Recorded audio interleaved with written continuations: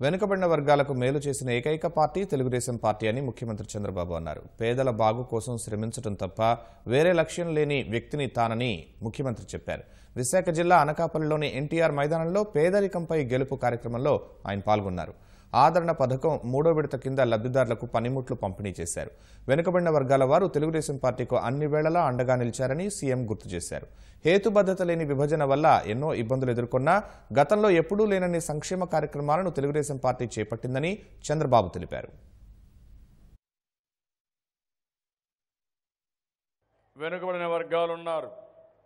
ఎప్పుడూ తెలుగుదేశం పార్టీ ప్రత్యేకంగా ఉత్తరాంధ్రలో ఎక్కువ వెనుకబడిన వర్గాలు చూస్తే తెలుగుదేశం పార్టీకి అండగా ఉండి వెన్నెముకగా ఉండి అన్ని ఎలక్షన్లో గెలిపించిన ఘనత ఈ వెనుకబడిన వర్గాలకే చెందిందని చెప్పి మరొక్కసారి తెలియజేస్తున్నారు. పార్టీ ఎప్పుడూ రుణపడి ఉంటాం. మనకు నమ్మక ద్రోహం చేయడమే కాకుండా మన మీద దాడి చేసే పరిస్థితికి వచ్చారు. ఎక్కడికక్కడ సహాయ నిరాకరణ చేయడమే కాకుండా మన మీద ఒత్తిడి పెంచే పరిస్థితికి వచ్చారు. అయితే నేను కూడా కేంద్రం మీద చెప్పి నేను తప్పించుకోవచ్చు, కానీ నేను ఒకటే ఆలోచించాను. కేంద్రం పైన పోరాడతాం, రాజీ లేని పోరాడతాం. కడాన మన హక్కులు సాధించుకోవడానికి ధర్మ పోరాటాన్ని నిరంతరం చేస్తాం.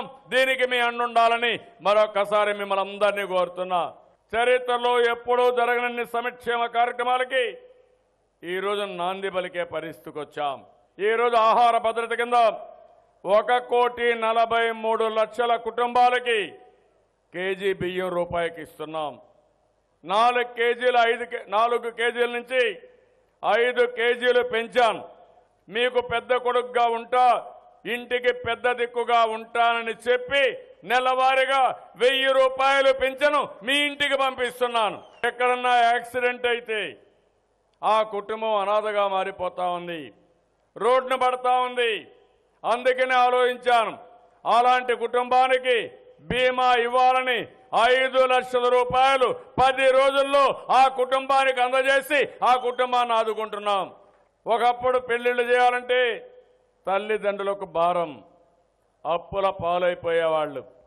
నేను ఆలోచించి పెళ్లిళ్ళకు కూడా ఆర్థిక సహాయం చేయాలని పెళ్లి కానుక కింద ఎస్సీ ఎస్టీలకు మైనారిటీలకు 50,000, ఎస్సీలకు 40,000, బీసీలకు 35,000 రూపాయలు చెప్పున పెళ్లి రోజున పెళ్లి కానుక కింద డబ్బులు ఇచ్చిన ఏకైక ప్రభుత్వం ఈ ప్రభుత్వం.